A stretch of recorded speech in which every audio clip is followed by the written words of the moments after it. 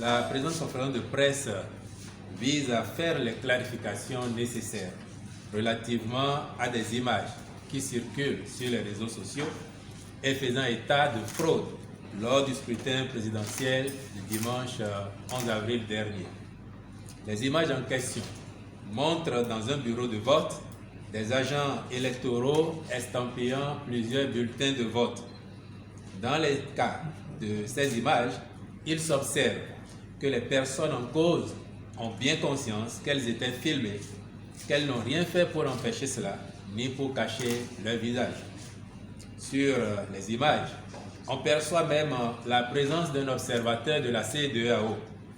L'auteur était donc conscient que son fait serait consigné dans les rapports, d'où il convient de se demander si le but était réellement de frauder ou plutôt de discréditer le processus électoral.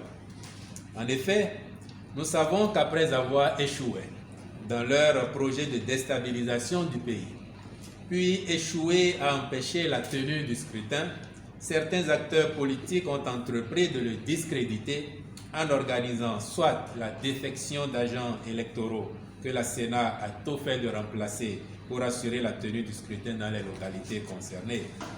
Les images qui circulent montrent qu'ils ont aussi entrepris d'autres agents en vue de commettre les actes qui entachent la transparence et la sincérité du scrutin, sans oublier que dans certaines localités, leur plan consistait à tenter de récupérer des fiches de dépouillement pour les détruire.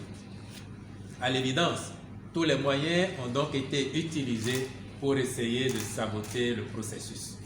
La lecture combinée de tous ces éléments appelle la conclusion que ces agissements, heureusement isolés, sont si ostentatoires et grotesques qu'il est clair pour nous qu'un acte de fraude ne peut s'organiser de façon aussi flagrante.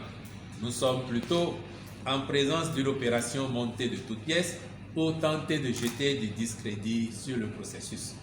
Vous noterez, mesdames et messieurs, qu'au regard des circonstances de leur commission, ces actes n'ont manifestement pas pour objectif de faire du bien à leurs bénéficiaires supposés, mais bien plutôt de nuire au processus.